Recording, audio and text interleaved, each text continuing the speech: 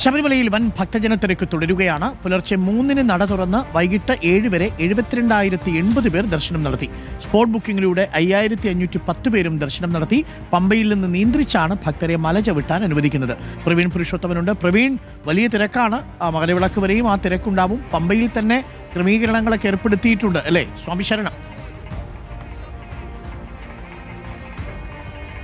സ്വാമി ശരണം അരുൺ, പതിവ് പോലെ ഇന്നും ശബരിമലയിൽ വലിയ ഭക്തജനത്തിരക്കാണ് രാവിലെ മുതൽ അനുഭവപ്പെട്ടത്. പക്ഷേ ഇപ്പോൾ നാം റിപ്പോർട്ട് ചെയ്യുന്ന ഈ സമയം തിരക്ക് അല്പം കുറഞ്ഞിട്ടുണ്ട്. നമുക്ക് ആ ഫ്ലൈ ഓവറിലെ ദൃശ്യങ്ങൾ കാണാൻ സാധിക്കും.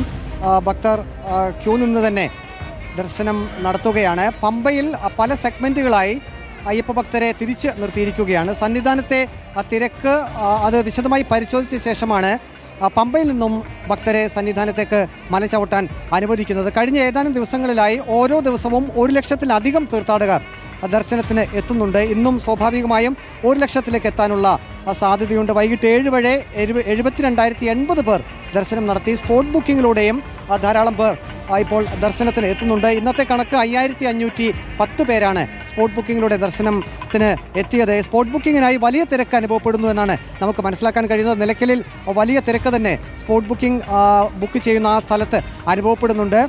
എന്നാൽ ഈ സമയത്ത് ഇപ്പോൾ നമുക്ക് ദൃശ്യത്തിൽ കാണാം, ശ്രീകോവിലിന് സമീപമൊക്കെ തിരക്കുണ്ട്. പക്ഷേ തിരക്ക് നിയന്ത്രണാതീതം എന്ന് പറയാൻ കഴിയില്ല.